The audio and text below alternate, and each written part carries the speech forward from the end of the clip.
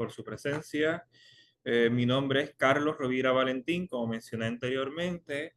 Soy estudiante del programa graduado de Historia de esta institución y seré el moderador de esta mesa titulado Movilidad, Migraciones y Exilio, donde nos acompañarán Andrés Acosta de la Cruz, de Stony Brook University y colaborador de este simposio; Carmen Castaño Martín, desde la Universidad Autónoma de Madrid; y Rosana de Benedetti Carvajal, de la Universidad de la República Uruguay. Será comentado por el doctor José Eli Borges, de la Universidad de Puerto Rico, recinto de Mayagüez. Cada uno de los panelistas tendrá 12 minutos para realizar su ponencia y el comentarista tendrá 15 minutos para comentar y hacer sus preguntas. Les recordamos a quienes se encuentran vía Zoom que mantengan los micrófonos apagados, y al público que nos acompañe de manera virtual que pueden hacer sus preguntas por el chat. Eh, Comenzaremos con Andrés Acosta de la Cruz, egresado de la Universidad de Puerto Rico en Mayagüez y que actualmente realiza su doctorado en historia en la Stony Brook University. Nos presentará una ponencia titulada Huracán San Zenón y las voces de la colonia puertorriqueña de Santo Domingo. Y ahora, pues sin más preámbulos, los dejamos con Andrés Acosta de la Cruz. Muchas gracias.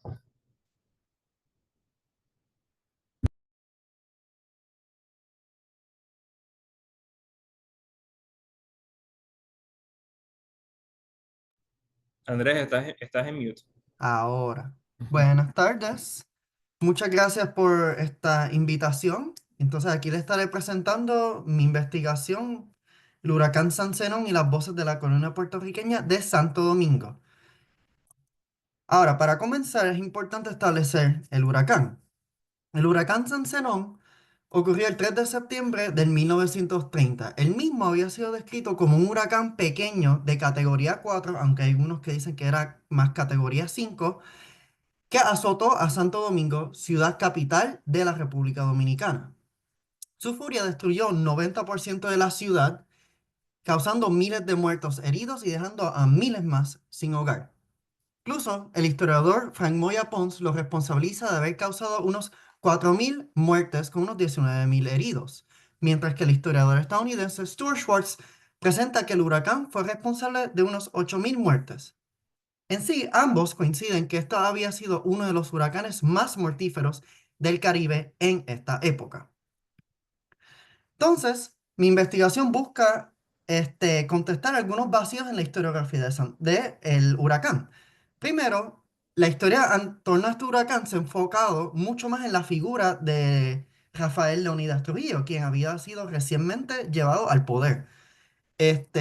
Por otro lado, también estudio de las ayudas humanitarias y el sufrimiento, pero nunca se han separado del discurso de Trujillo y de cómo él usó la crisis para tanto manipular su imagen y este, reprimir a sus enemigos.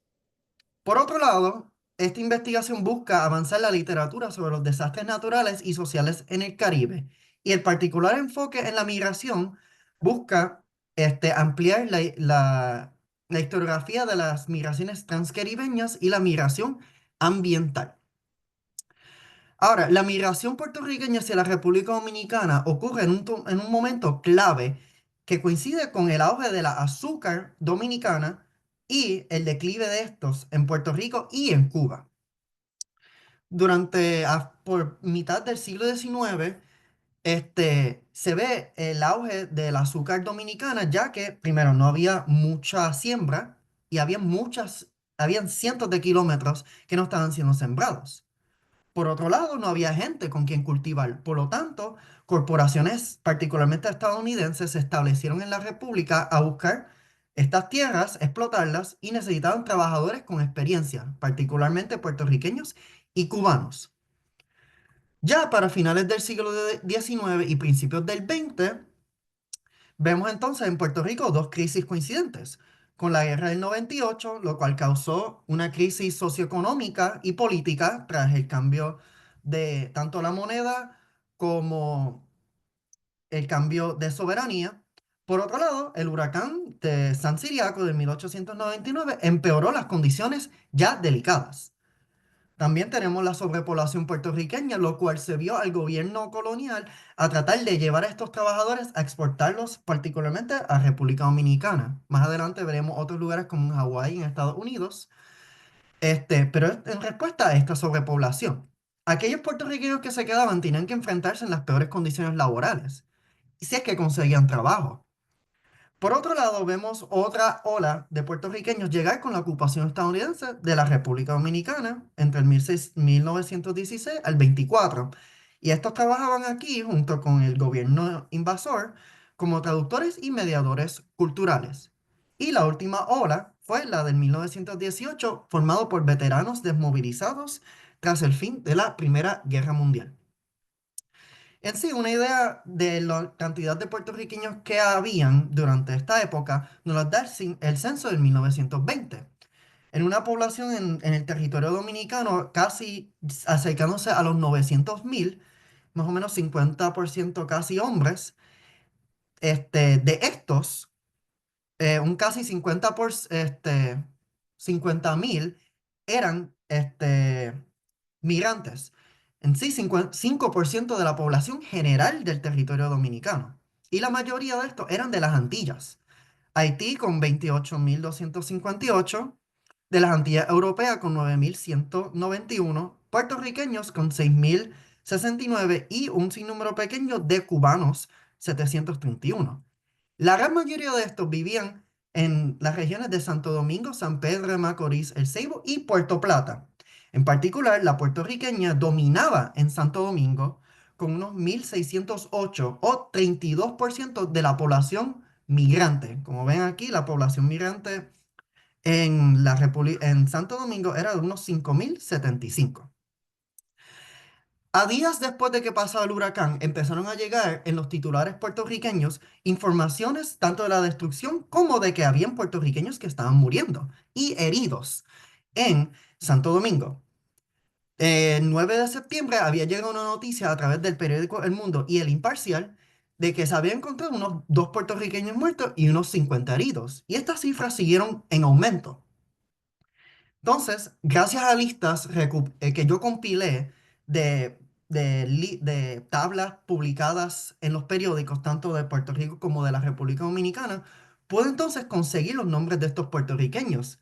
En sí, estos habían sido recopilados por el cónsul estadounidense en Santo Domingo, Reed Page Clark, la Cruz Roja estadounidense y dominicana, el Comité Puertorriqueño de Santo Domingo y la misión puertorriqueña que había sido enviada desde Puerto Rico allá de entre el 6 al 23 de septiembre. Sí, estos se buscaron a localizar a los puertorriqueños en distintos puntos donde estaban localizados o llevarlos a los hospitales. Y en sí pude lograr encontrar 536 nombres, 357 hombres, 150 mujeres y otros 30 puertorriqueños que no habían sido identificados así por género o nombrados, pero que eran puertorriqueños.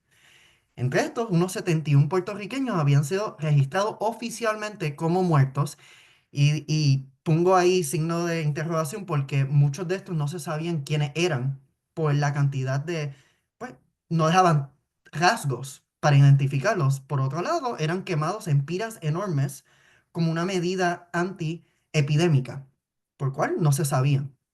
Y de estos, unos 84 heridos, los cuales iban fluctuando porque había gente que también moría de sus heridas. Entonces, en la crisis de estos puertorriqueños, empezaron a llegar a las noticias de que estaban pidiendo la repatriación hacia Puerto Rico. Para el 10 de septiembre se habían hecho peticiones al consulado estadounidense para ser repatriados a Puerto Rico. Y para el 11 ya unos 75 puertorriqueños se habían embarcado hacia Puerto Rico. De estos, unos primeros 47 fueron nombrados y algunos incluso entrevistados. Entre estos eran 17 mujeres y 30 hombres. Y la mayoría de estos eran niños, entre los 2 y 5 años de edad. Y estos llegaban con pocas pertenencias, hasta con la misma ropa que tenían, llenos de lodo, sangre y las pocas pertenencias que tenían. Incluso un periodista del Imparcial comentó al presenciarlos llegar al puerto en San Juan, y abro cita, la tristeza y amargura que se refleja en sus rostros, sin duda porque se habían visto obligar a regresar a una tierra de patriados, después de haber vivido durante algunos años en una posición relativamente próspera en Santo Domingo. Cierro cita. Y en sí, estos testimonios capturan una idea acerca de pues, las condiciones que estaban ocurriendo en la ciudad devastada. En particular, por ejemplo, María Gómez y Quintín Santiago, los dos de 25 años, habían llegado a Santo Domingo en el 1928. Tuvieron tres hijos allá, Marcelo, Aurea y William. Sí, lo que María Gómez cuenta es que salieron de la casa en busca de refugio y detrás de ellos se les derrumbó todo, perdiendo todo al instante, todo. Ellos fueron repatriados a Puerto Rico, como ven aquí, la foto de ellos con el hijo, con los hijos y su esposa Quintín, y la ficha de registro de inmigración de Quintín Santiago. María murió en Puerto Rico en el 1933, pero Santiago regresó a Santo Domingo. No sé en qué día, pero regresó. El otro que tengo mucho más información es sobre José Rodríguez Cintrón, de 39 años.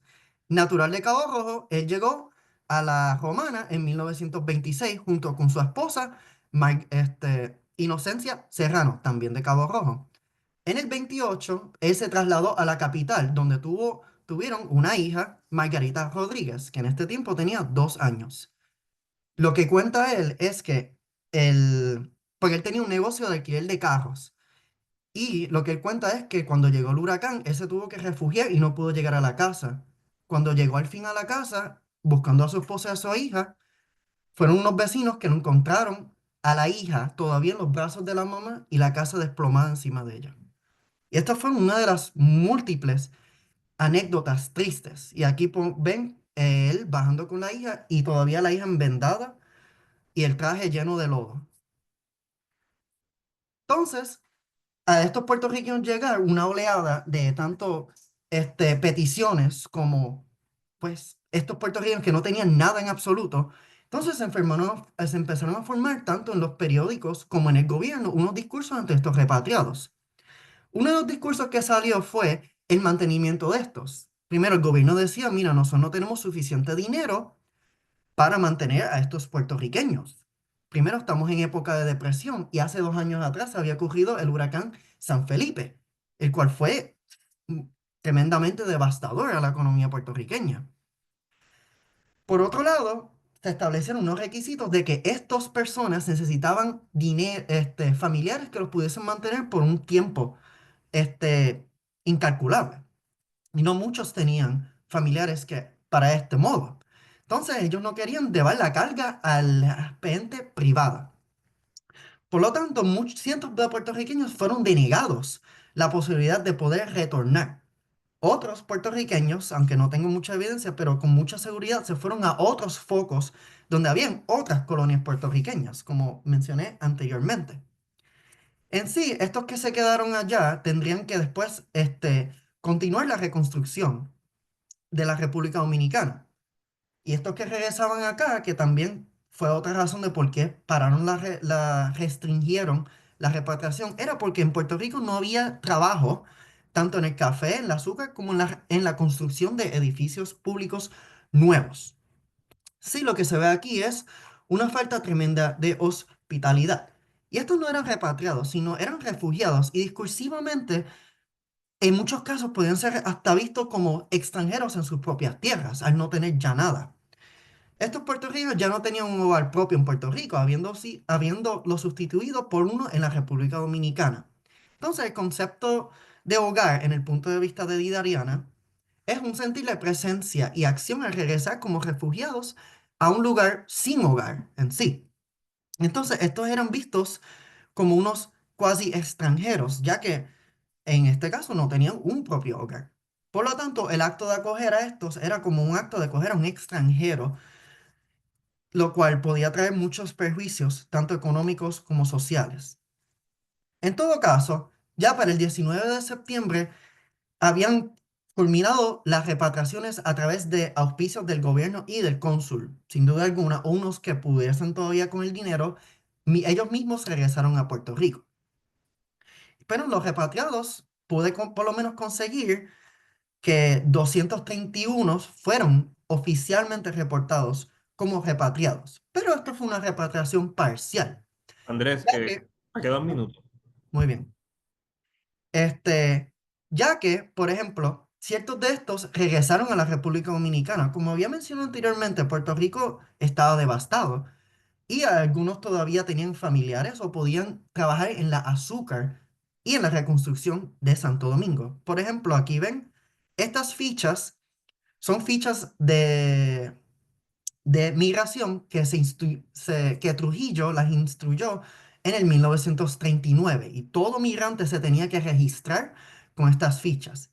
Estos aquí retornaron y aquí los ven en la foto de un artículo del Puerto Rico Ilustrado en donde se presentan, bueno, con sus familiares regresando a Puerto Rico.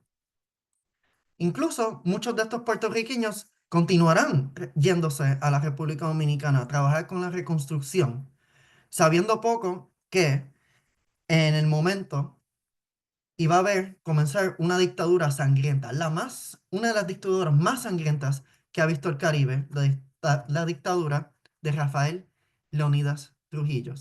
Y por lo tanto, esta investigación ha buscado tanto rescatar las voces de estos puertorriqueños que han sido olvidados a través de la historia. Pero mucho más queda por hacer por continuar investigando estos trayectos. Muchas gracias.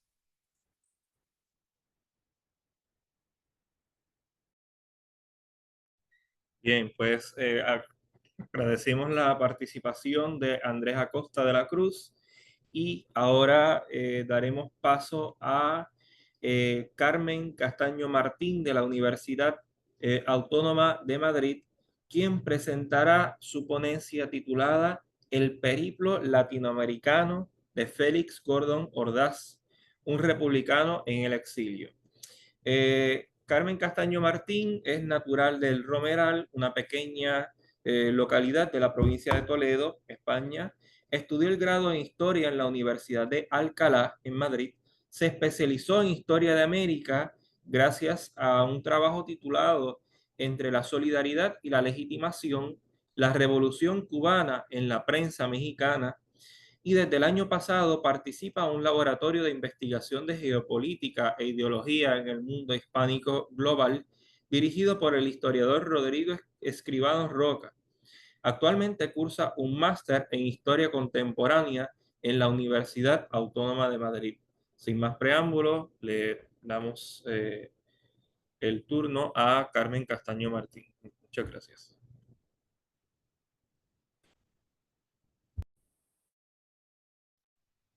Bueno, buenas noches desde España. Antes de comenzar con mi exposición, me gustaría agradecer a los organizadores todo el trabajo que han hecho y también pues por contar conmigo para este simposio. La tesis principal que manejo para este proyecto, que bueno, aún no está terminado, es la necesidad que tenía el gobierno republicano en el exilio de justificar su existencia continuamente y de conseguir apoyos para precisamente sobrevivir, incluso con países que mantenían relaciones diplomáticas con Franco, como es el caso de la Cuba de Fidel Castro, un aspecto en el que me gustaría adentrarme pues, más próximamente. Por eso son tan valiosos los viajes de Félix Honor Ordaz, porque como ya veremos, con ellos no solo obtenía dinero para la causa republicana, sino que además conseguía apoyos, o al menos pretendía hacerlo. Además, su figura es muy importante. Nadie mejor que él para defender una república republicana, es decir, un país en los que sus ciudadanos sean republicanos de verdad y no por oposición a una monarquía, que es precisamente lo que ocurría en España, ya que en el momento en el que en el que se proclama la Segunda República, eso no se hizo. Pero a medida que he ido investigando, me han surgido una serie de preguntas, como si los viajes de Gordon Ordaz realmente tuvieron el efecto que él pretendía, si provocó la aceptación gubernamental de los países o solo la de sus ciudadanos, ¿Qué hizo la dictadura franquista ante esta situación de búsqueda de ayuda y se llegó a intervenir? Algunas de estas preguntas pues serán respondidas ahora, pero otras me gustaría hacerlo pues más adelante. Antes de adentrarme en el tema principal, me gustaría hablaros un poco del protagonista. Félix Gómez Ordás nació el 11 de junio de 1895 en León y aunque estudió veterinaria en la universidad, no sería esta la profesión que luego él ejercería. El primer discurso que dio fue en 1899 por el aniversario de la proclamación de la Primera República en España, y esto dio comienzo a su carrera como orador y también a un incipiente compromiso político republicano que le acompañaría toda su vida. Por ello, siempre que él esté en estos viajes por toda Latinoamérica, va a defender estos ideales republicanos. Su llegada a la política no se produjo hasta la proclamación de la Segunda República en 1931, cuando fue designado secretario general del Partido Republicano Radical. Tras su disolución, Ordaz fue nombrado ministro de Industria y Comercio durante el primer bienio progresista. Sin embargo, el estallido de la Revolución de Asturias de 1934 provocó unos desencuentros con algunos de los miembros del gobierno, porque la República tampoco era un lugar en el que existiese una homogeneidad ideológica, y esto pudo llegar a desencadenar en su nombramiento como embajador residente en México y transeúnte en Cuba en 1936, función que en el 38 será ampliada a embajador extraordinario y plenipotenciario en la isla antillana. Es aquí cuando comienza el exilio personal de Gómez Ordaz y sus viajes por los países latinoamericanos, ya que nunca volverá a España de forma definitiva. Lo único que le aliviaba de abandonar su país, porque ya él sabía que algo malo iba a suceder antes de la guerra civil, era la ilusión de volver a Cuba y a México, que eran países para él ya conocidos. La isla fue su primer destino, se alegró de que lo fuera, ¿no? Porque desde su visita allí en 1923 recordaba que Cuba era un país noble, bueno y generoso. Allí confesó su cariño a Latinoamérica, declarándose un hombre que sentía todo lo hispánico en lo más profundo de su alma.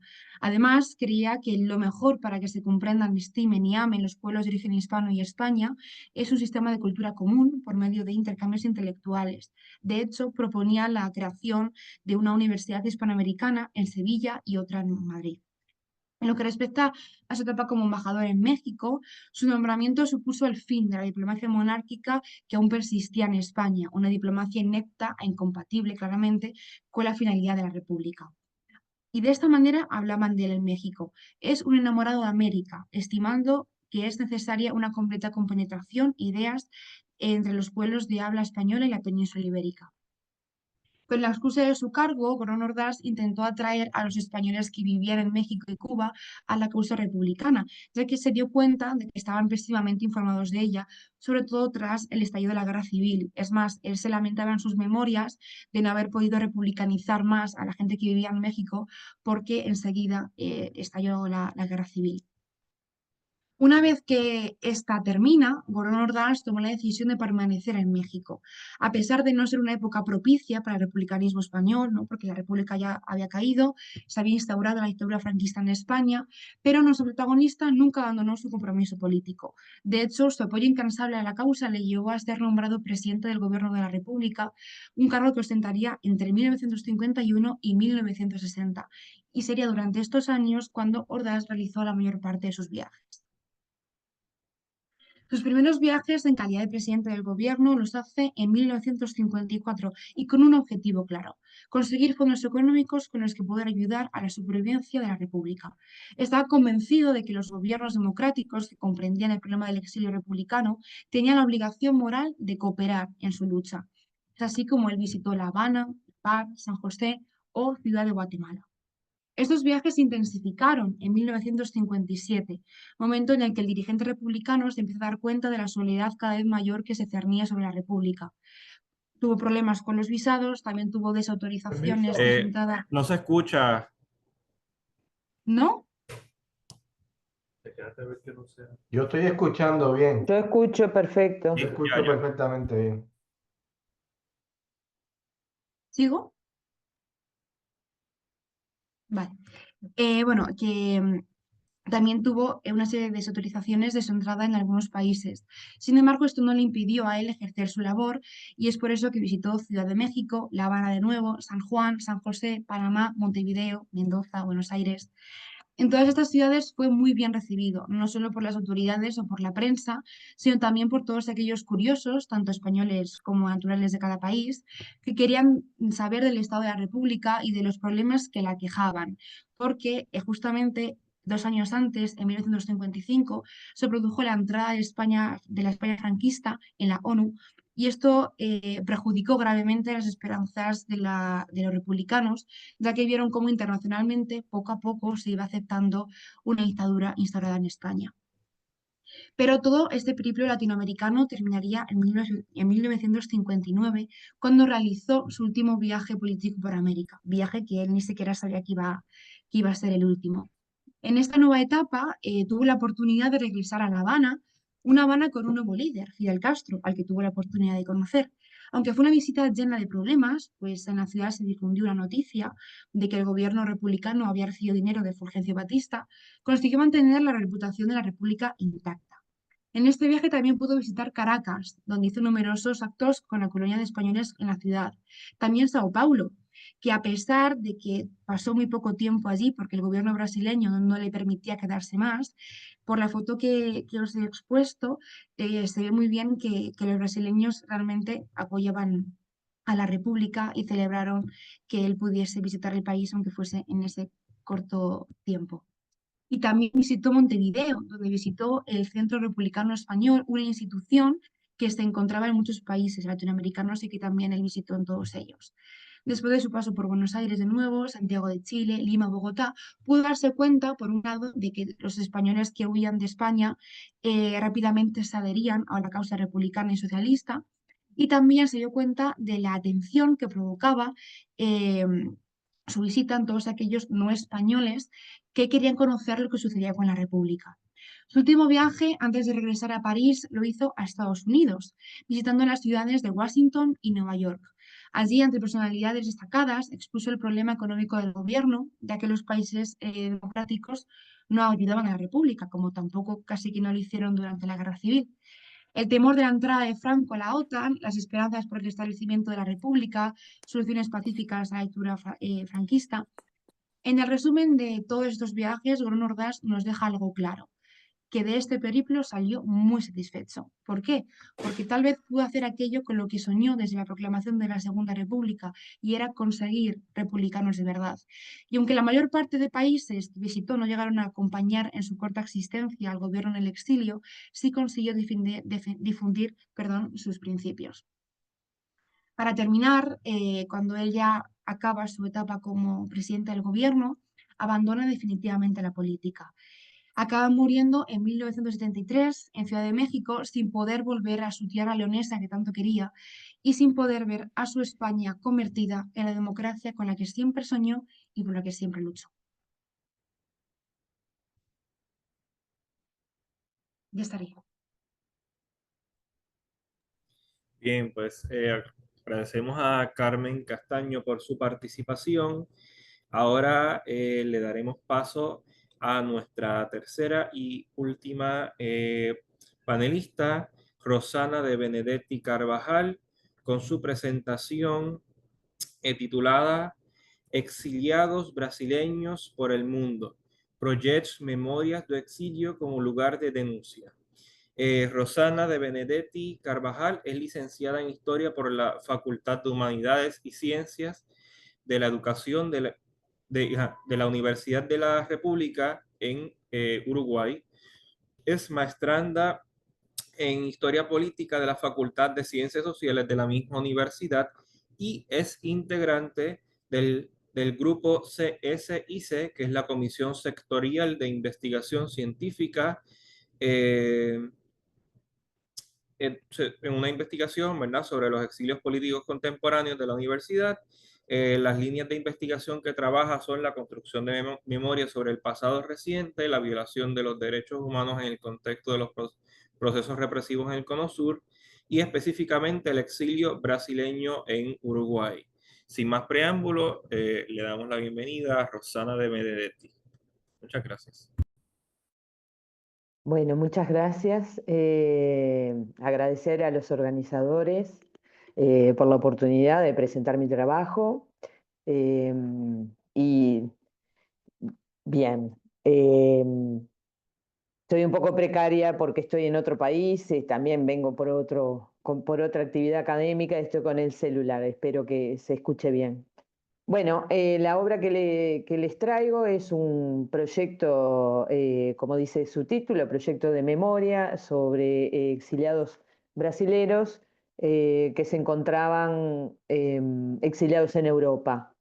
La dictadura brasilera, lo que nosotros denominamos dictaduras el Cono Sur, duró 21 años, desde el año 1964 al año 1985. Esta obra se enmarca, si podemos pasar la página, porque no tengo aquí control yo. Bien, gracias. Se enmarca, digamos, en un periodo en que hubo cierta apertura dentro de el régimen dictatorial, y es una obra conjunta donde se proponen expresar y construir la memoria desde los testimonios de los exiliados que se encontraban. En el caso del primer libro, en Portugal, es una obra realizada mayormente por varones, y en el caso del segundo libro, es una obra está enmarcada dentro del proyecto y que la realizan mujeres que estaban exiliadas principalmente en Lisboa, en Portugal. La primera obra lo que tiene de característica, que es una obra que se narra entre un estilo de entrevistas y bibliografías. En realidad ellos utilizan el correo postal para crear digamos, los testimonios. No son testimonios, no existía la tecnología que existe hoy en día. El primer libro se publica en 1976 en Portugal, y después, dada esa apertura que había en el régimen militar, se publica dentro de Brasil en 1978. La foto que vemos allí en portada tiene que ver con los 70 presos, expresos, que fueron intercambiados porque un grupo revolucionario secuestró al embajador suizo en enero de 1971 y como parte de las exigencias se encontraba cambiar a estos presos y enviarlos al exilio. Allí esa foto es sacada en el aeropuerto en México, donde ellos se exilian inicialmente, y luego muchos parten hacia Europa, que es desde donde escriben la obra. En el caso de la obra de las mujeres, existe... muchas de ellas no tienen vinculación a nivel político, en realidad son mujeres de los exiliados varones. Entonces construyen esta obra también con el mismo mecanismo, digamos, utilizando correo postal y contando su historia de vida, pero basada principalmente en un testimonio unido no solo por la experiencia del exilio, aunque ellas en algunos casos no se consideraban exiliadas y llegaron a esa condición obligadas por acompañar a sus maridos, y construyeron este relato un poco unidas por el carácter, por la condición de ser mujeres. Si queremos, si podemos cambiar Lo que yo me cuestiono al respecto de esta obra, de estas obras, es cómo construyen el relato, cómo se construye la memoria histórica desde el exilio, porque generalmente son personas que son invisibilizadas, eh, es parte de la condición exiliar. ¿Cuál es el lugar que ocupa el exilio? ¿Desde dónde se vivencia? ¿Cuál es el espacio? Si hay un exilio y un incilio que le llaman, perdón, un exilio exterior y un exilio interior. Un exilio se le llama a aquellos que viven el exilio dentro del país en situación de represión. También me pregunto acerca de este proyecto de memoria que ellos impulsan, cómo funciona la condición de género y cómo categoría histórica, cómo ellos emprenden, digamos, una obra colectiva, arrogándose una agencialidad, o sea, siendo activos, siendo parte de esa historia que están intentando divulgar y denunciar hacia la interna del Brasil, que en ese momento estaba negociando una amnistía general y una posible apertura a la represión, lo que no perduró, porque recién en el año 85, 1985, se va hacia un proceso democrático, a lo que pasamos en algunos casos, en algunos testimonios que yo les comparto en la presentación. ¿Podemos pasar la hoja? La siguiente, otra. Podemos, en la siguiente, por favor. Gracias. Podemos ver a través de la siguiente hoja, a través de algunos testimonios, cómo ellos trabajan la cuestión de cómo el exilio afecta la identidad del exiliado, y también dejan ver la vivencia, el sufrimiento que ellos tienen. Pasamos a la siguiente, por favor. Con respecto al lugar que ocupa el exiliado y que parte de ese lugar es un no lugar donde funciona como un mecanismo de exclusión política y social que afecta la identidad de las personas que lo sufren, generando enfermedades de índole físicas, psicosomáticas, unas situaciones de desamparo y de soledad, dividiendo a las familias, dejando a las personas sin redes familiares y sin sostén. Entonces ellos deciden unirse en estas dos obras para denunciar esa situación, para construir desde el lado masculino un relato un poco más político sobre la situación y convertirse, digamos, en denunciantes activos fuera de fronteras, divulgando lo que sucedía dentro del Brasil y acercando al lector a los detalles más íntimos, en el caso de las mujeres y de los relatos que se pueden leer en la segunda obra, que se publica en Brasil en el año 80, dando cuenta de cuestiones más personales, donde el colectivo de mujeres se reúnen emocionalmente y eso actúa, esa reunión, esa unificación actúa como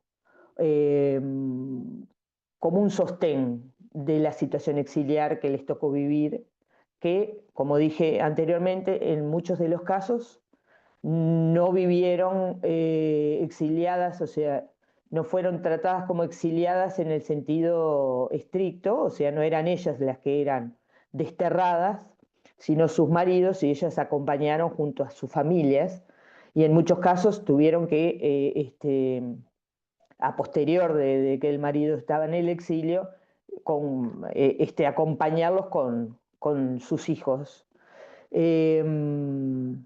Los varones tienen, en cambio, una actitud en sus relatos, pasamos a mucho más política, una construcción más política desde la vivencia, también ellos integraban una corriente de pensamiento relacionada con el socialismo, eh, pero construyen un relato menos íntimo o con menos detalles íntimos, por lo que el género, digamos, allí en los testimonios también se ve que en el caso de las mujeres está subsumido en los relatos a la condición de los varones, y no tienen una independencia respecto al discurso. En definitiva, ambas obras sirvieron como construcción de la memoria sobre el exilio, que hay muy pocos trabajos al respecto, no solo de los brasileros, sino en América del Sur, donde se vivió situaciones de represión con las dictaduras enmarcadas en la doctrina de seguridad nacional, en el entorno también de la Guerra Fría. Las obras consiguen denunciar la situación, consiguen visibilizar la situación exiliar, el trauma que conlleva esa situación, tomando los propios actores una actitud de agentes colectivos, no solo supeditado a los partidos políticos, sino también como condiciones propias de hacedores de historia, que en definitiva era su objetivo principal, narrar la historia desde aquellos que la habían vivido. Muchas gracias.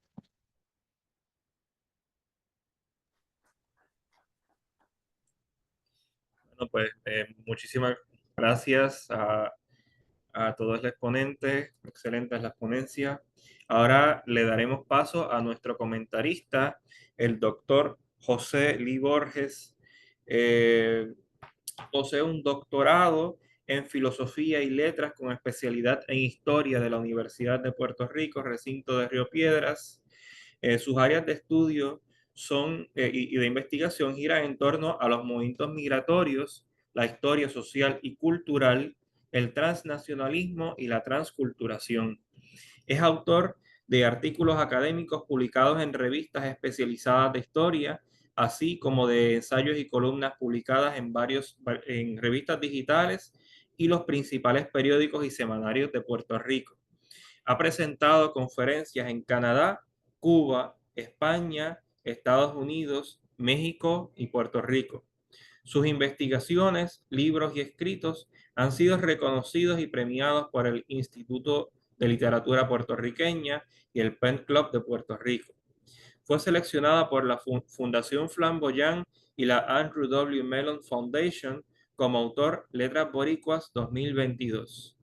Actualmente se desempeña como catedrático auxiliar en el Departamento de Ciencias Sociales de la Universidad de Puerto Rico en el recinto de Mayagüez y tiene algunos cursos acá en el recinto de Río Piedras, entre cuales se encuentra la tesis de este servidor, así que pues me place decir, ¿no? que Lee Borges es un excelente profesor y un excelente académico. Bueno, pues los dejo con el profesor José Luis Borges, quien tendrá 15 minutos para comentar. Adelante. Muy bien. Primeramente, quiero felicitar a todos los ponentes. Excelentes presentaciones. No sé si el tiempo me va a dar. Tengo un poco de problema con el internet. Se me frisa de vez en cuando. Si se me frisa, pues esperen por lo menos 30 segundos que regresa. Voy a empezar en el mismo orden que hicieron las ponencias. Voy a empezar con Andrés. Después voy a pasar con Carmen y después entonces voy con Roxana. Voy a hacer unos comentarios y después entonces hago unas preguntas a cada uno y después entonces nos distribuimos para contestarlas. ¿Les parece? Muy bien. Primeramente, muchas gracias Andrés por esta presentación que me pareció muy poderosa y muy necesaria. Tu investigación sobre el huracán San Zenón y la colonia puertorriqueña en Santo Domingo en la década del 30 no solo ilumina un episodio trágico de la industria caribeña y de la historia del Caribe, sino que también recupera voces y memorias que han sido, ¿verdad? Ignoradas en la historiografía tradicional. Eh, de las pocas veces que he escuchado sobre el tema, sí he escuchado que muchos puertorriqueños emigraron a la República Dominicana en la década del 30, 40, pero este vínculo con el huracán San Zenón me parece importante. El enfoque en la migración puertorriqueña en el contexto también de un desastre natural me parece sumamente valioso, especialmente porque se articulan varias líneas de pensamiento, la del trauma colectivo, la del desplazamiento forzado, la del uso político de la crisis por parte del régimen de Trujillo. Me parece una contribución significativa, tanto para los estudios sobre desastres naturales como para la historia social del Caribe insular. Quiero hacer algunas preguntas y comentarios para ampliar un poco la conversación. Eh, si quieres, pues ve anotando o algo, porque son varias preguntas. Me interesa saber, por un lado, sobre las fuentes utilizadas para reconstruir las voces de la colonia puertorriqueña. Vi que acudiste a la correspondencia de los cónsules estadounidenses. Además de eso, ¿qué tipo de documentación o testimonio están disponibles? ¿Tienes números específicos de puertorriqueños que estaban allí? Eso me parece interesante. Son principalmente las fuentes de prensa, archivos oficiales, cartas, memorias. Y más que nada, si nos puede hablar de los retos que representa esta búsqueda en términos de archivo o representación, yo creo que eso sería interesante poder discutirlo. También mencionas la idea de la hospitalidad en clave, como diría yo, en una clave deridiana. Me parece una línea interpretativa muy sugerente, cómo se expresó o cómo se negó esa hospitalidad en el discurso oficial o en la práctica concreta hacia los puertorriqueños tras el huracán. El gobierno de la República Dominicana los consideraba a los puertorriqueños parte de la nación dominicana o se les marcó como sujetos externos, eh, incluso problemáticos en ese momento. Eso también me parece interesante. También hay evidencia, yo sé que hablaste algo de la repatriación, hay evidencia de la repatriación organizada o voluntaria. Algunos de esos puertorriqueños quisieron regresar voluntariamente hacia Puerto Rico. ¿Cómo se articuló esa experiencia de retorno? Si ocurrió desde el punto de vista material, efectivo o político. Yo creo que eso también es interesante. Pienso que este estudio también, desde un punto de vista eh, eh, en un proceso mucho más amplio donde se habla de la migración ambiental, un campo en crecimiento hoy en día en los estudios caribeños. Me pregunto si también has considerado compararlo con otros casos contemporáneos como el huracán San Felipe en Puerto Rico, San Ciprián para esa época, el caso, ¿verdad?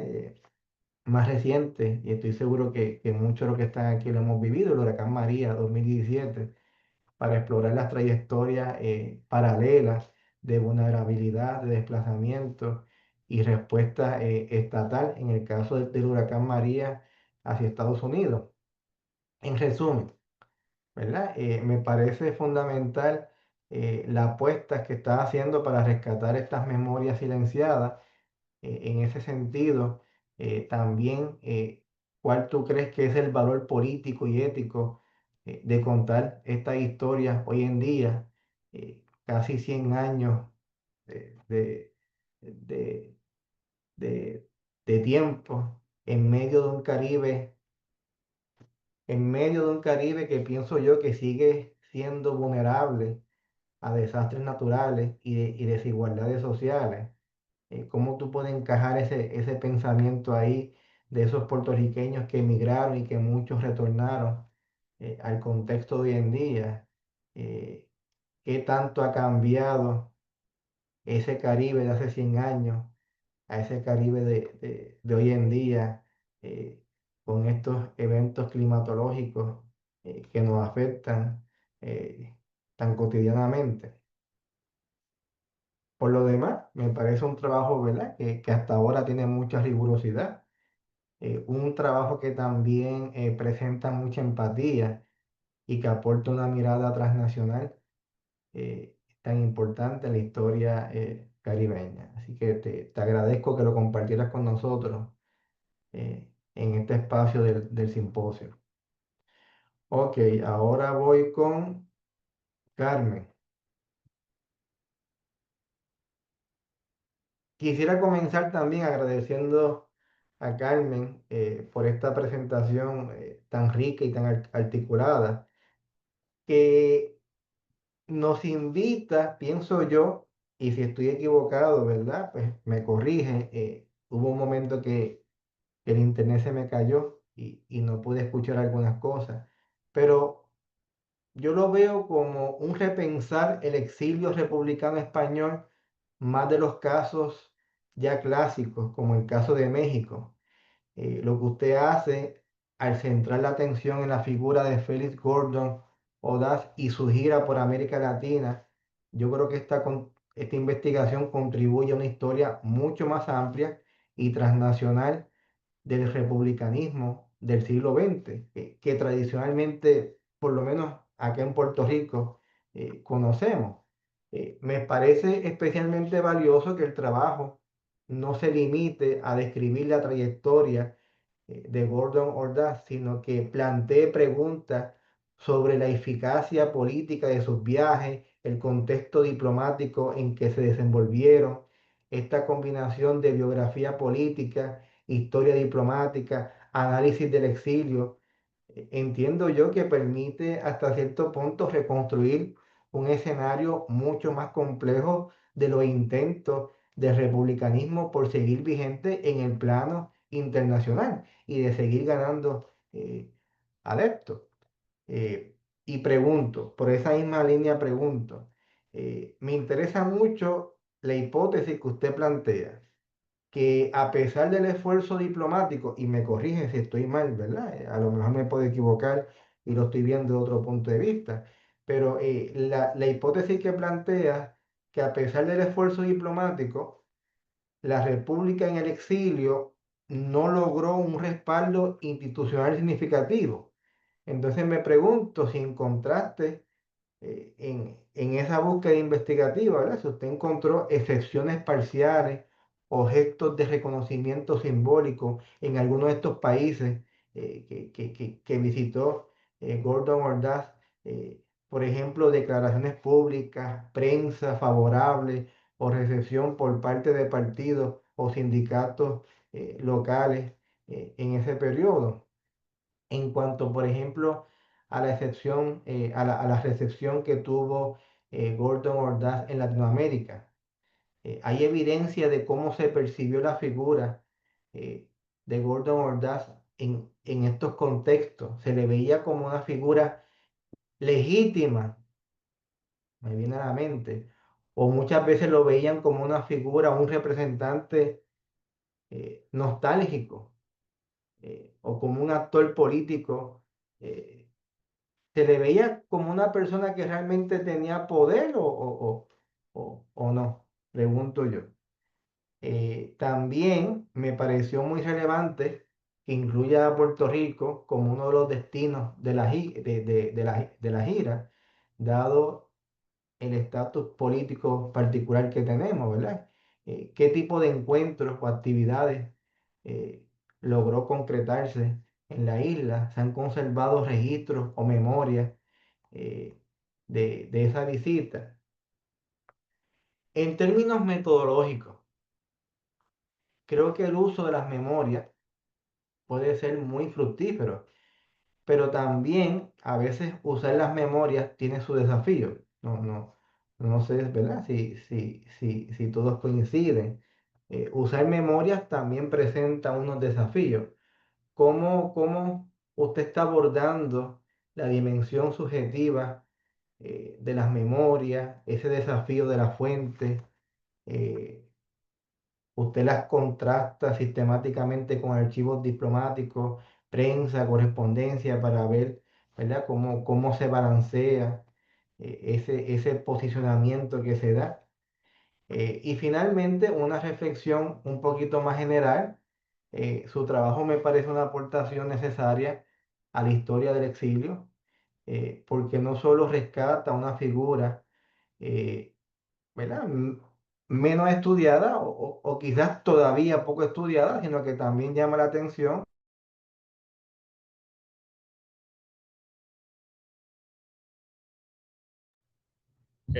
Se frizó, no se escucha, no se escucha.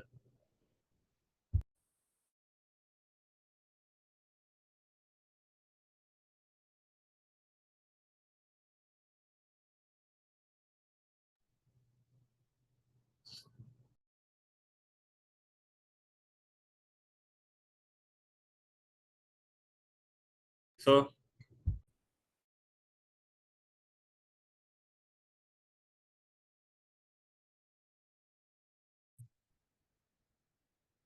Estoy de regreso. ¿Dónde me quedé? ¿Dónde me quedé? estaba mencionando sobre la dimensión subjetiva de las memorias en el estudio del exilio. Ok, muy bien. Pues sigo por ahí. Mención subjetiva de las memorias, deje pensar. De las memorias, ok.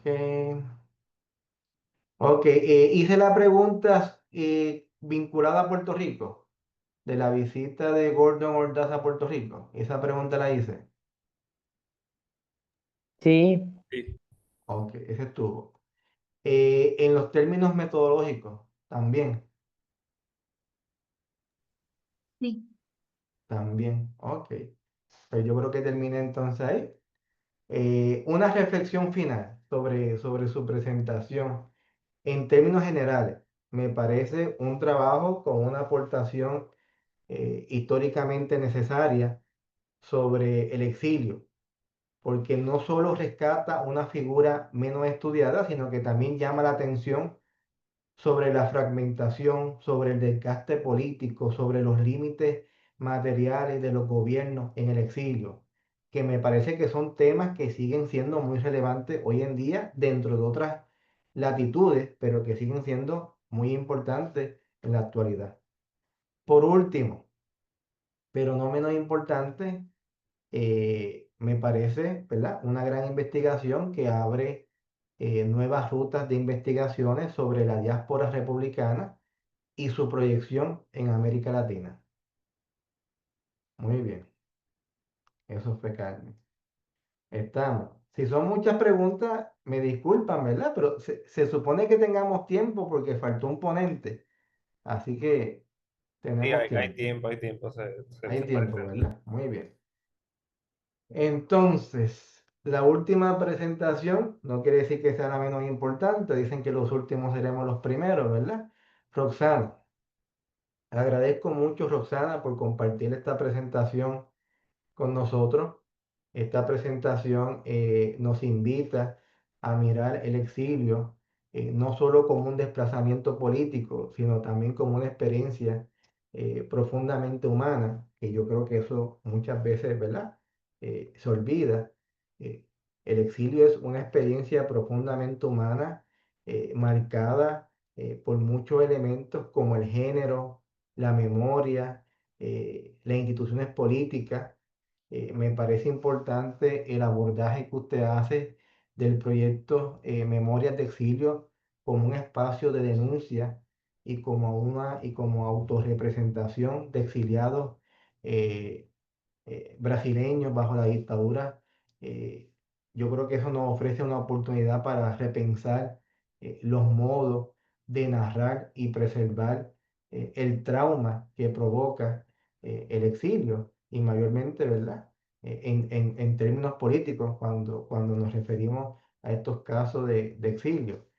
Hay varios aspectos de este trabajo que me parecen particularmente relevantes y que me gustaría comentar brevemente. Primero, eh, celebro, eh, me agrada mucho el enfoque comparativo entre los testimonios masculino y femenino, la idea de que los varones adoptan una narrativa más abiertamente política, mientras que las mujeres construyen una narrativa más íntima y cotidiana, me parece muy sugerente.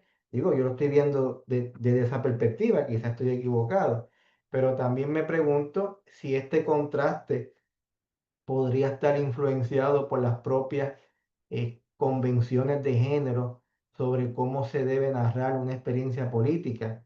Pregunto yo, es simplemente una curiosidad. ¿Es posible que las mujeres también estén haciendo política desde lo íntimo? Pienso yo.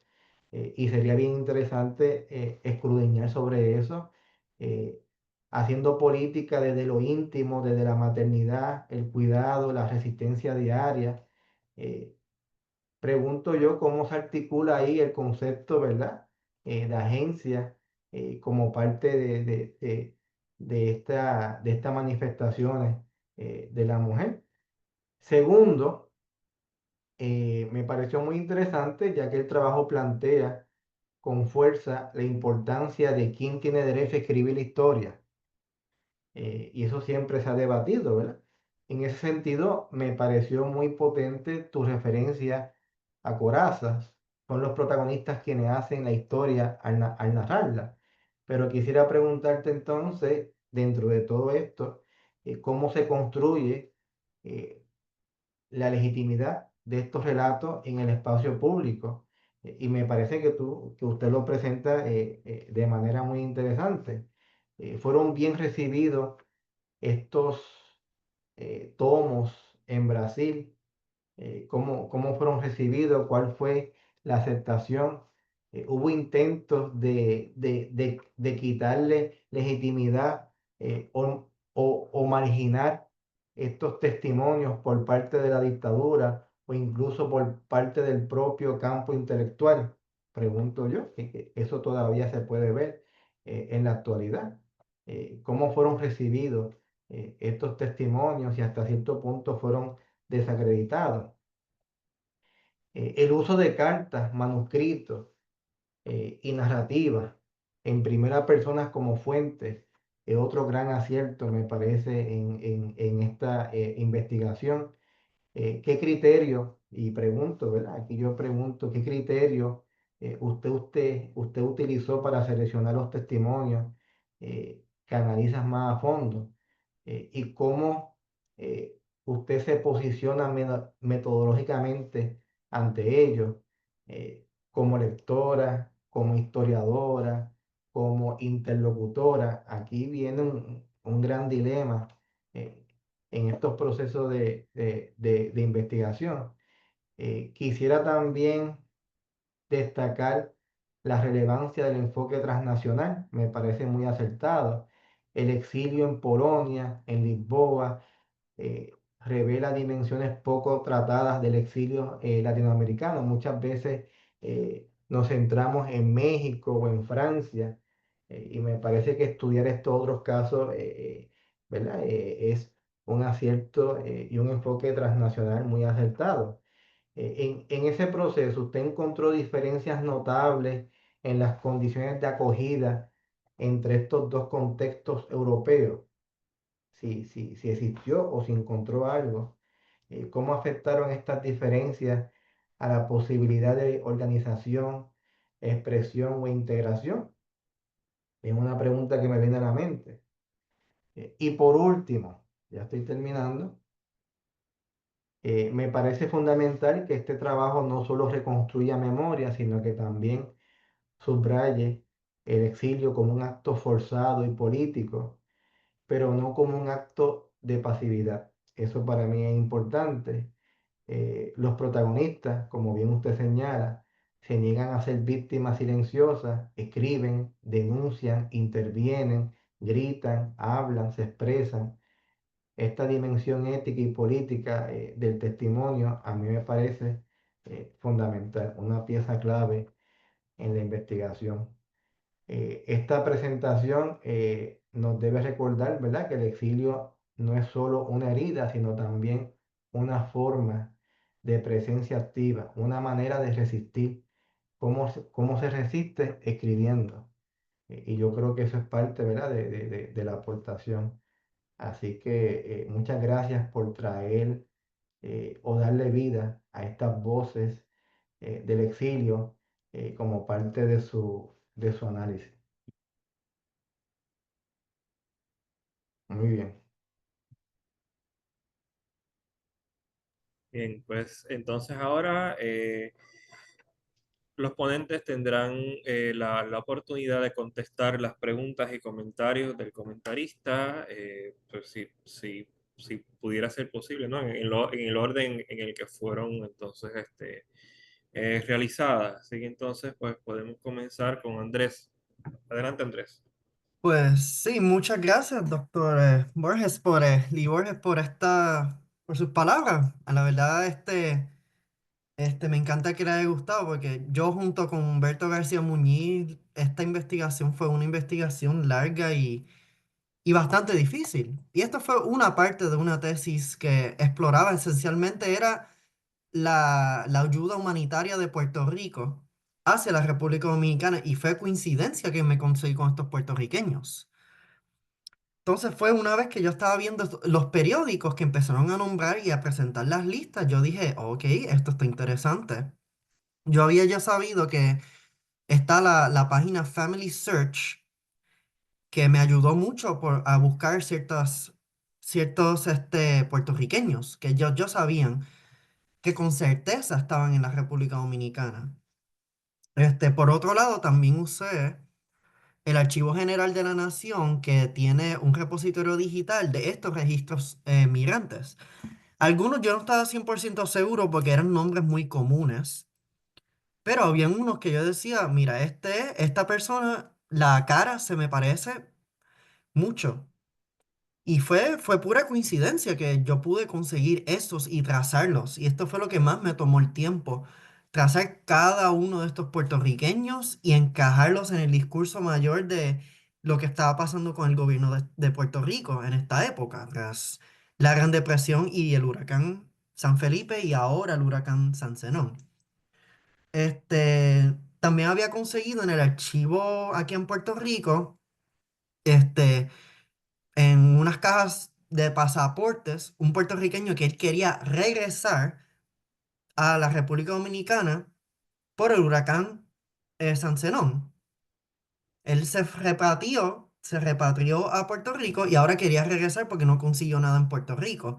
La cosa es que él llevaba desde el 1899 en la República Dominicana, porque por San Ciriaco tuvo que irse a la República Dominicana. Y hay otros documentos que me dicen, mira, este puertorriqueño se fue por San Ciriaco o por San Felipe. Entonces, un patrón constante de ida y vuelta que se puede conectar a muchas partes del Caribe. Y ahora el punto mío, ahora yo estoy investigando la parte de San Felipe, pero la parte de la migración es algo que va a venir después. Y también, por ejemplo, estoy ahora por investigar otro que ocurrió en Haití, para entonces ver los haitianos que se fueron a la República Dominicana después de ese huracán. Pero eso es otro tema un poco más abarcador que todavía no le he dado el tiempo. Pero en términos del archivo, lo más difícil fue eso, buscar cada una de estas personas. Las fotos fue lo mejor que pude conseguir, publicados por el periódico Ilustrado, y el Puerto Rico Ilustrado. Fue lo más importante que conseguí.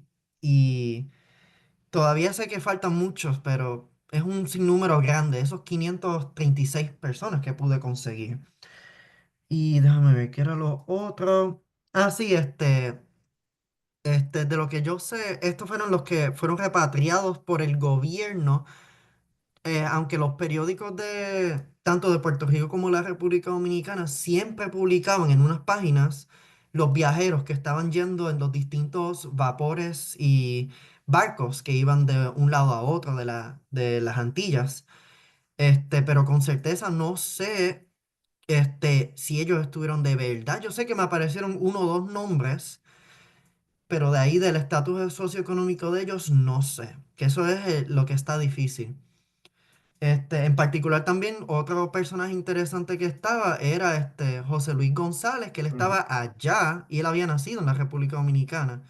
Y en su libro del País de los Cuatro Pisos, una de las citas que él presenta es que él estaba allá y se tuvo que regresar a Puerto Rico cuando dos desastres coincidieron en la República Dominicana, el huracán y Trujillo.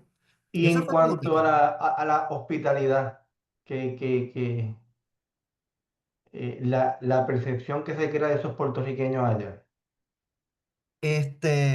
Había mucha compasión por ellos en términos de que sí, son nuestros hermanos y hay que ayudarlos, pero muchos reconocían la realidad económica de Puerto Rico. Incluso había hasta personas que decían, mira, el impacto de unos pocos puertorriqueños no va a afectar la economía, son pocos. La cosa es que no es solamente la economía en grandiosa, sino las microeconomías de estas familias que en muchos casos no tienen suficiente capital para cuidar a sus familiares que ahora regresaron sin nada a su nombre. Entonces es un debate que se formó por unas semanas hasta que se empezó a resolver, vamos a hacer esto, no podemos dejarlos entrar si no tienen estos requisitos. Incluso también la publicación de que, mira, aquí en Puerto Rico no hay nada, mejor quédense allá en República Dominicana que pronto va a haber mucho trabajo, tanto en el azúcar como en el café, como en la reconstrucción de la ciudad. Y por eso entonces es que es como que una crisis de hospitalidad en ese término. Y yo creo que con eso, déjame ver. Y sí, yo creo que con eso tengo más bien eso, porque, y también, pues, como dije, como una de las preguntas que era atar lo de la vulnerabilidad, pues sí, es buscar estos desastres naturales, o más bien decir desastres sociales que son así, y buscar distintos patrones a través del Caribe, que es el proceso que estoy empezando a buscar, y no solamente con huracanes, Ujú, terremotos, fuegos, desplazamientos internos, al igual que transcaribeños. ujú. Esos son patrones que son constantes. Sí, Y suena. sí, En el caso del Caribe, pues no se ve mucho, pero los famosos tsunamis en distintas partes del mundo. Sí. Muy sí, sí. bien, interesante. Así es.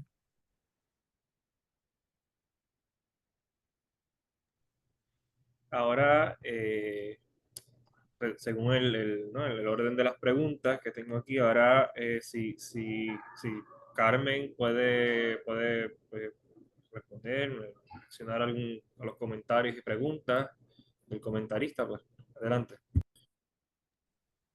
Bueno, pues muchas gracias por las observaciones, las tendré muy en cuenta. Yendo por orden, en lo que tiene que ver con la hipótesis, si encontré excepciones parciales, pues sí.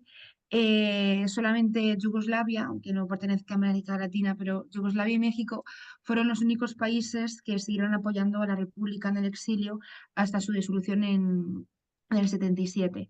Es verdad que muchos de los países a los que Ordaz visitó durante estos viajes no reconocían como de forma legítima a la República, pero solamente van a ser esos dos países los que se mantengan fieles a ella hasta el final, hasta que ya en España se convocan las elecciones de la democracia y ya cuando finalmente en España despierta la dictadura, ya es cuando el gobierno republicano siente que no. que no merece más, en plan, no, que no tiene por qué seguir existiendo. Luego, en cuanto a si tengo evidencias de cómo se trataba a Gordon Ordaz, realmente te podría decir que sí, porque él en sus memorias habla de que la gente estaba siempre animada de verle, que siempre le hacían un montón de preguntas en todas las conferencias que él hacía, que la prensa siempre intentaba dar alguna noticia del paso de su paso por alguna ciudad, pero claro, que no deja de ser, no deja de formar parte de sus memorias y claramente pueden estar tergiversadas. Eso me gustaría, es verdad, que mirarlo porque me parece algo interesante. En lo que tiene que ver con la visita que realiza a San Juan, él dedica muy poco espacio en sus memorias sobre este, pero sí que dice que en el tiempo en el que estuvo allí tuvo una agenda muy apretada, que todos los puertorriqueños estuvieron muy atentos y obsequiosos con él y que constantemente le demostraron una satisfacción, perdón, que les produjo su visita, no solamente españoles, sino también puertorriqueños. Y que de hecho fue hasta San Germán, donde estaba la Universidad Interamericana, si no me equivoco, y allí habló a alumnos y alumnas sobre la situación de los estudiantes en España y luego pues también le hicieron muchísimas preguntas. Y ya para finalizar, en lo que tiene que ver con la metodología, es verdad que el problema de unas memorias es que normalmente estarán llenas de, pues, de ese subjetivismo de la propia experiencia de cada uno y sobre todo pues, de lo que también tuvo que pasar con Ordaz en el exilio, porque se iba dando cuenta cada vez más del olvido al que estaba destinada la República. Y es verdad que por esa misma razón, eh, esas sus memorias, que bueno, son 4 tomos, sus libros que hablan de su política fuera de España, pues no es la única fuente que yo he visitado ni que tampoco pretendo visitar. De hecho, en Madrid existe un archivo que es el Gobierno Republicano en el Exilio, que pertenece a la Fundación Universitaria Española. De ahí he obtenido muchísima información, porque es verdad que, claro, como no era el gobierno legítimo en España, hay muy pocos archivos que traten este tema. De hecho, también he ido al Archivo General de la Administración, que se encuentra en Alcalá de Henares, que ahí tienen muchísima documentación de diplomacia española, pero claramente en esos años, como el gobierno que había aquí en España era el franquista, pues no pude encontrar algo allí que no sea de eso, pero que también resulta interesante, ¿no? Ver el punto de vista que se tenía aquí en España de lo que, por ejemplo, hacía Gordon Ordaz. Entonces, también he intentado ir a otros archivos, seguiré haciéndolo, porque no es algo realmente fácil aquí. Me gustaría también ir a México por si hay también información, pero de momento es lo que he podido hacer. Gracias. Y en términos de el financiamiento de estos viajes, Sí, ¿qué respaldo tenía Gordon Ordaz? él realmente viajaba gracias al dinero que personalidades importantes de los países que él visitaba pues pagaban, porque, bueno, también él lo dice y se queja mucho de ello, porque todos los que trabajaban en el gobierno republicano, lógicamente no podían vivir de trabajar ahí, porque pues, no recibían ningún tipo de dinero, entonces muchos de ellos tenían que trabajar en otras cosas y de hecho él siempre habla de lo olvidados que estaban y se compara, por ejemplo, con el Partido Comunista, que sí que, por ejemplo, gozaban de propaganda, de dinero, pero, por ejemplo, no era el caso del gobierno republicano del exilio, que de hecho afirmaba que cualquier miembro del gobierno en París, por ejemplo, podían ser de los menos pagados de toda Francia. Entonces, ellos, aparte de vivir de otras cuestiones, él, por ejemplo, pues también participó en el Colegio de México por ser veterinario, vivían pues básicamente de lo que ganaban de otros países, de cuando hacían ese tipo de viajes y de lo que personas particulares querían darles a ellos. Y en cuanto a la legitimidad que se le daba a esta persona cuando llegaba a los países, ¿cómo usted la considera? Es lo que he dicho, él en sus memorias dice que la gente le recibía, que la gente le conocía, que se acordaba de él y que todo el mundo le hacía muchísimas preguntas y que estaban ansiosos por saber cómo estaba España y cómo estaba la República. Pero claro, es lo que he dicho, que a lo mejor esto, claro, al contarlo él, pues no va a decir nada malo, que también sería interesante revisarlo desde otros puntos de vista y desde otras fuentes a ver a ver cómo se le consideraba. Muy bien. Me gustó mucho su presentación. Gracias. Bueno, creo que toco yo. Sí, sí, sí. Bien. Bueno, en cuanto a cómo se articula la agencialidad, cómo se construye en el caso del exilio, eh, quisiera aclarar también que estos dos libros no solo utilizaron correspondencia, obviamente, que era como se comunicaban en esos años, sino que también utilizaron una especie de encuesta abierta entre ellos, o sea, se enviaban preguntas, en el caso de los varones, con cierta acotadas, digamos, políticas y grabaciones, y ellos enviaban grabaciones, o sea que también además de cartas había grabaciones. El proyecto en sí tenía una finalidad de conseguir más testimonios. Ellos consiguieron grabar y guardar por unos años en Europa esos testimonios que no fueron publicados, no solo los que fueron publicados, sino, pero que después se perdieron en las mudanzas, digamos. Y bueno, sí, que si es posible construir desde lo íntimo, desde el relato íntimo de las mujeres, hacer política, sí, efectivamente, creo que la respuesta es positiva. Incluso las mujeres en este caso consiguieron organizarse, y, aunque los relatos de los varones tienen un tinte más político porque no mencionan la parte personal o apenas la mencionan, las mujeres, por lo contrario, mencionan lo personal y se organizan políticamente en lo que fue Mulheres Brasileiras de Lisboa, que fue un grupo donde ellas a su vez participaban y organizaban eventos para la denuncia.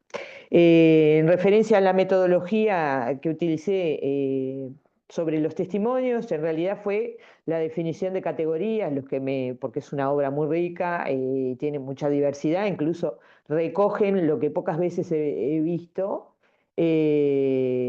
algún un testimonio de niños. Que suelen ser sujetos pasivos en el caso de los exiliados, ¿verdad? Digamos que lo otro que mencionaba el doctor era que la importancia de la transnacionalidad creo que es un tema constitutivo del exilio, eh, así como la política, digamos, la violencia política, eh, y forma parte de la base de lo que uno define como un exilio, y la transnacionalidad es la otra. Y bueno, en cuanto a cómo fue la recepción de estas obras, en realidad fueron poco divulgadas por los contextos políticos y eventos que se desarrollaron dentro de Brasil en ese momento. Y a nivel académico prácticamente han sido olvidadas. Están, por si a alguien le interesa leerlas, están online, se pueden bajar los libros enteros, en portugués, por supuesto, pero es una obra muy interesante para el trabajo de la movilidad forzada, en este caso que trabaja Enrique Corazza, pero en su forma más violenta, digamos, como el exilio, ¿no? Agradezco muchísimo las palabras del doctor y, por supuesto, la posibilidad de participar del evento. El placer es mío. Eh, Vamos a abrir el espacio a otras preguntas de otros compañeros. Sí, sí. Sí, abrimos entonces el espacio a la sección de preguntas y respuestas del público.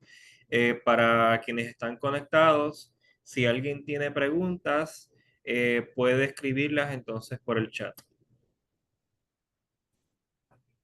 O puede abrir su micrófono. Bueno, primeramente, felicidades a todos ponencias. Encuentro que fueron súper intelectualmente nutritivas. Yo creo que lamentablemente llegué un poco muy tarde para ver la- ¿Me escucho bien? Se escucha bajito, se escucha bajito. Bueno, si hablo más duro. Ahí. Bueno, nada, lo que quería decir es, bueno, felicidades a los tres comentaristas, a los tres panelistas por tremendas ponencias. Eh, Lamentablemente, Andrés, no pude ver la tuya a totalidad por cuestión de que tuve un atraso y llegué tarde, pero aprecio mucho los estudios que haces, especialmente sobre los puertorriqueños y la República Dominicana, y había visto una presentación tuya sobre mismo tema y el huracán San Zenón y lo encuentro absolutamente fascinante, y espero que pueda continuar. Mi pregunta para ti sería, en términos de puertorriqueños en otros lugares en el Caribe, eh, tengo entendido que estás investigando sobre eso también, ¿verdad? O si mal no recuerdo.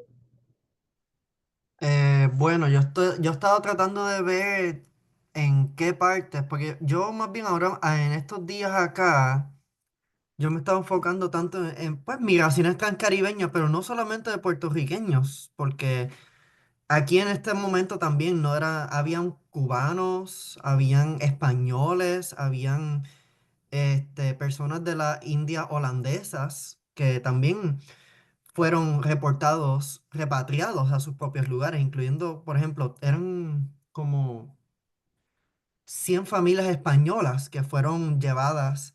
Vino un barco de España que dejó medicina, ropa, dinero y se llevó tanto puertorriqueños y a españoles, puertorriqueños que pues llegaron a San Juan y de San Juan continuaron para allá, para España, cubanos, haitianos y pues gente de las Antillas holandesas también, que pues, son múltiples personas que puedo continuar trazando y buscando, este, a ver pues cómo, qué sigo consiguiendo y este, pero pues sí, seguir continuando con los puertorriqueños sería parte del plan, pero también quisiera conectar otras comunidades caribeñas, particularmente en lugares como las Antillas anglosajonas, que Sí, aunque son distantes en términos de un acercamiento migratorio, por ejemplo, Trinidad y Tobago, Barbados, Granada, todos ellos han tenido una transfusión de personas entre esas islas unas y las otras. sí, Este, por eso es más bien esta investigación está formando una parte de cómo entonces implementar esto en otras partes del Caribe que han sufrido desastres similares. Y contar súper. esta historia y seguir ampliándole la historiografía o más bien la metodología en los desastres, bueno, la migración ambiental. Súper. Este, Siempre un Y, placer. sobre eso, iba a preguntar, ahora que mencionas, digo, esto es una pregunta que no tiene tanto que ver con desastres naturales, pero sí sobre migración laboral, ahora que lo mencionaste. ¿Qué diferencia de condición laboral o condición social tú pudiste observar entre los trabajadores puertorriqueños en la República Dominicana y los trabajadores cocolos, que cocolos pues son estos inmigrantes del Caribe angloparlante que estaban, por ejemplo, en San Pedro de Macorís, etcétera? En términos de condiciones, ¿qué diferencia? Bueno, por lo menos encontré entre los cocolos, no investigué mucho de ellos, pero yo sé que la gran mayoría de ellos están predominantemente en la azúcar, al igual que muchos puertorriqueños, particularmente con las empresas, estadounidenses. Pero en términos de aquí, de las que conseguí en la República, en Santo Domingo, en la capital, esto eran familias que no eran del azúcar. Algunos tienen que haber llegado del azúcar. Uno de los que presenté, él originalmente empezó en la romana, en la central romana y llegó a tener suficiente dinero para poder trasladarse a la capital y ahí formar su negocio. Habían unos que tenían hoteles, pulperías, por ejemplo, mucha gente que le gustaba pescar. este, que en sí estos eran puertorriqueños que allá tenían muchísimo éxito. Algo que en los cocolos sí se puede encontrar, pero no conseguí unos ejemplos claros. Eso requeriría, y hay un libro que salió recientemente sobre eso, sobre los cocolos, que me lo envió García Muñiz los otros días. Que ahí es que conseguiré un poco más de detalles de ese análisis socioeconómico de estas poblaciones migratorias. Sí, Este, eh, bueno, hablo a la cámara, ¿verdad? sí. Bueno, Carmen, también la tengo que felicitar. Yo, por lo menos, soy descendiente, tengo vínculos familiares con exiliados españoles que terminaron en Puerto Rico. Eh, y de verdad encuentro que todo el mundo, vamos a ponerlo así, hay las figuras clásicas, como dijo el profesor José. eh, Todo el mundo sabe quién es Juan Negrín, todo el mundo sabe, por lo menos aquí, quién es Juan Ramón Jiménez. Pero yo hoy es que me acabo de enterar de que hubieron, de que hubo, perdón, eh, estos viajes diplomáticos, esta Segunda República en el exilio, que no sabía que existieron, así que nada, muchas felicidades. Y mi pregunta vendría a ser, eh, aparte de Gordón, eh, ¿has encontrado alguna otra figura que ha sido un poco no, no, no apreciada, no apreciada? Y si también, si has encontrado, ¿qué has encontrado sobre los exiliados en Puerto Rico y en tus investigaciones? Muchas gracias.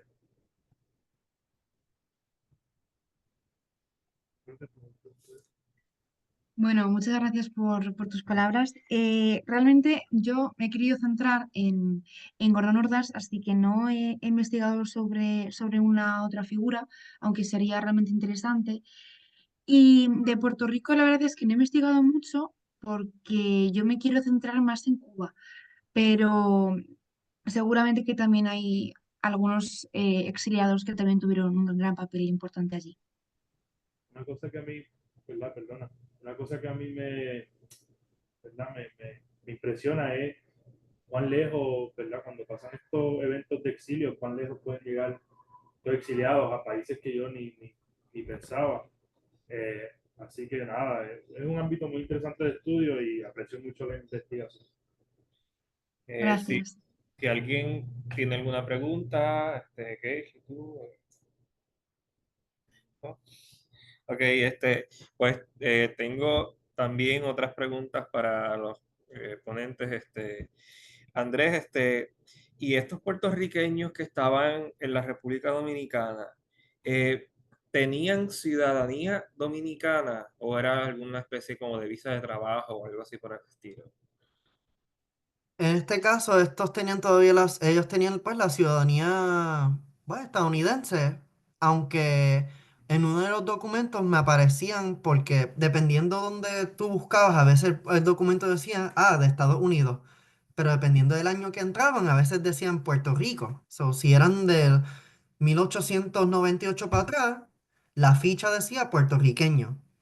Pero no les daban la ciudadanía dominicana, ¿no? No, eso es un procedimiento aparte que tú tenías que pedirlo. Por ahora, esta gente mantuvo su ciudadanía estadounidense, aunque hay evidencia de puertorriqueños que se cambiaron a la ciudadanía dominicana por X y razón, particularmente porque o se casaban con mujeres o hombres, si era mujer o hombre, lo que sea, dominicanos y formaban una familia y qué mejor manera de que todos estuviésemos defendidos por la Constitución Dominicana que si formalizamos y todos somos dominicanos. Y hay datos de eso, pero entonces eso no aparecerían como puertorriqueños, aparecerán como dominicanos. Al menos que haya sido personalmente, él decía, mira, yo fui puertorriqueño, renuncié a mi ciudadanía. Pero en este caso, estos eran puertorriqueños con la ciudadanía. Ok, esos entonces, no, esos puertorriqueños que les dieron la ciudadanía dominicana, esos entonces pues sería más difícil de rastrear si fueron repatriados entonces aquí a Puerto Rico por el huracán. Sí, correcto. Eso sí que sería sumamente difícil. Ok, bien, gracias. Entonces, Carmen, tengo una pregunta sobre, pues mencionas pues la recepción que tenía Félix Gordon Ordaz en los viajes por México, etcétera. Pero a nivel de otros exiliados republicanos españoles, ¿cómo esos otros exiliados republicanos españoles veían que hubiera este gobierno español en el exilio? No sé exactamente cuándo empieza el proyecto político del gobierno republicano español en el exilio, pero quizás estoy pensando en figuras como Juan Ramón Jiménez, como Ángel del Río, por ejemplo, que era un comunista español que estaba en el Caribe, por ejemplo. Dolores Ibarri, que había Exacto. pensado en ella. El gobierno republicano en exilio comienza en el 45 con José Giral, que es el primer presidente. Y por lo que he podido leer, es verdad que, claro, como muchos españoles que se encontraban en Latinoamérica huían precisamente de la dictadura franquista, incluso también de la guerra civil, pues se sentían apoyados por el gobierno de la República, porque de hecho ya no es que solamente, por ejemplo, en este caso con Ordaz, hiciese una gira por esos países para difundir la idea republicana o para ganar apoyos o para conseguir dinero, ¿no? Por ejemplo, sino que también hizo una gran labor para intentar que los españoles que vivían mal en el franquismo, pues que pudiesen salir de España. Hizo una gran labor humanitaria. Entonces, imagino que por aquellas personas que no eran bien vistas por parte del franquismo y que huían de España, encontraron en el gobierno republicano en el exilio como un lugar seguro.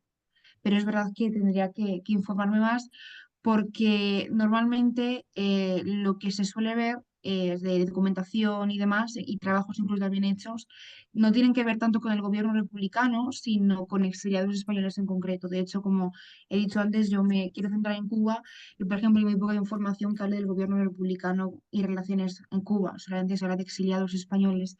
Y, por ejemplo, habéis mencionado a la pasionaria y ella mismamente era comunista y no tenía nada que ver con el gobierno republicano. Entonces, también es un tema muy poco tratado y muy poco estudiado que también sería importante tirar por ahí. Interesante, sí, sí, que entonces entre los exiliados españoles, pues había divisiones entre los republicanos y los comunistas. Interesante. Eh, y entonces tenía una pregunta para Rosana. Eh, Me pareció muy interesante lo que plantea sobre el proyecto Memorias de Exilio. ¿Usted ha podido hacer alguna comparación? O sea, ¿existió algún proyecto parecido a este entre digamos, las diásporas, ¿no? Latinoamericanas en Europa, por ejemplo, los chilenos digamos, en Francia, no sé, entre otras comunidades latinoamericanas que estaban establecidas en Europa? ¿Existieron este proyectos? Bueno, les cuento, digo, para la compañera Carmen, que excelente las dos ponencias de los compañeros, que en Uruguay los republicanos se organizaron efectivamente y generaron organizaciones donde concurrieron más en este caso que era Ordóñez, estuvo también en Montevideo, Gordon Ordaz, perdón. eh, y bueno, fueron muy importantes y también estaban divididos entre ellos referente al gobierno en el exterior.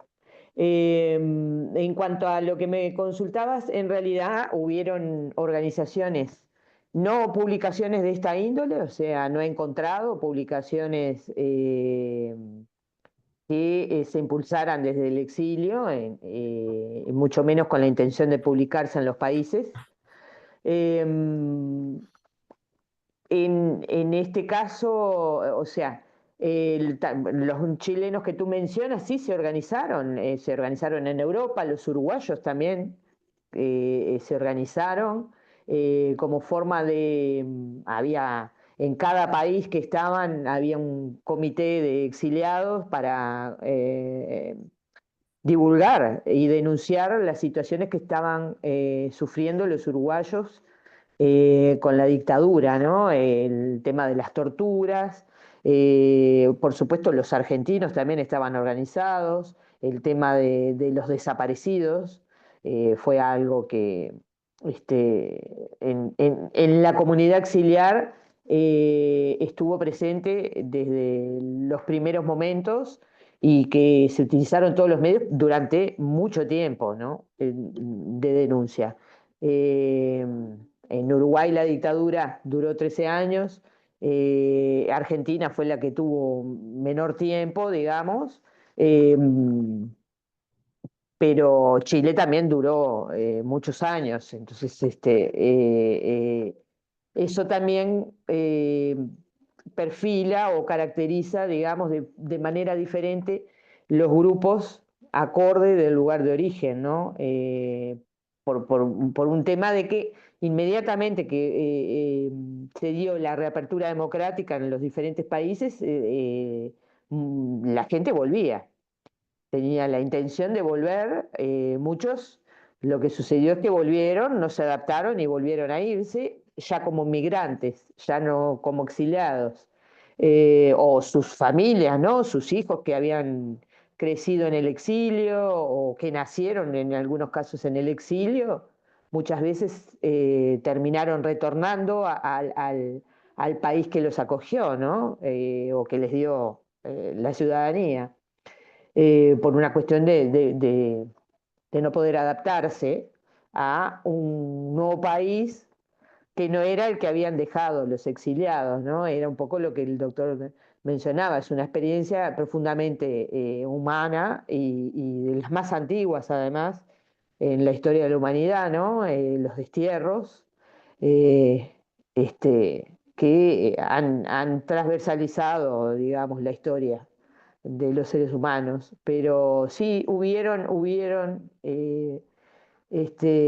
organizaciones, muchas de ellas impulsadas por partidos políticos de izquierda, en su mayoría, eh, pero bueno, no publicaciones o hubieron publicaciones de índole de corte memorial, memorias,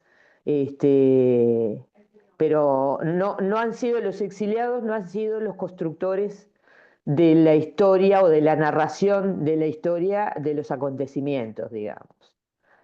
En líneas generales, no, recién ahora, hace unos años los argentinos han comenzado a trabajar sobre el exilio y bueno, y en Uruguay está incipiente la temática.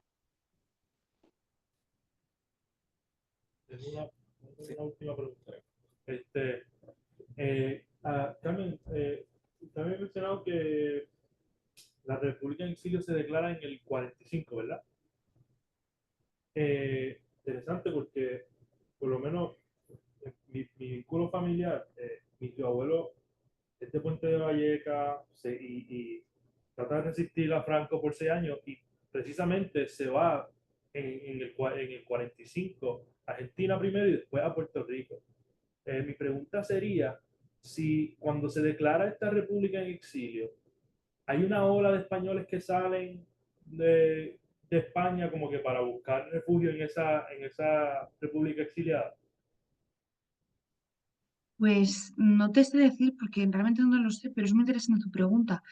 Es verdad que salieron españoles ya desde antes de que se crease la República en el exilio, porque ya mucha gente antes de la guerra, incluso durante la misma, pues ya se fueron de España.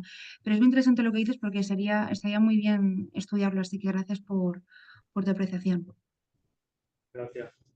Yo quiero aprovechar para una pregunta, por favor. Sí, sí.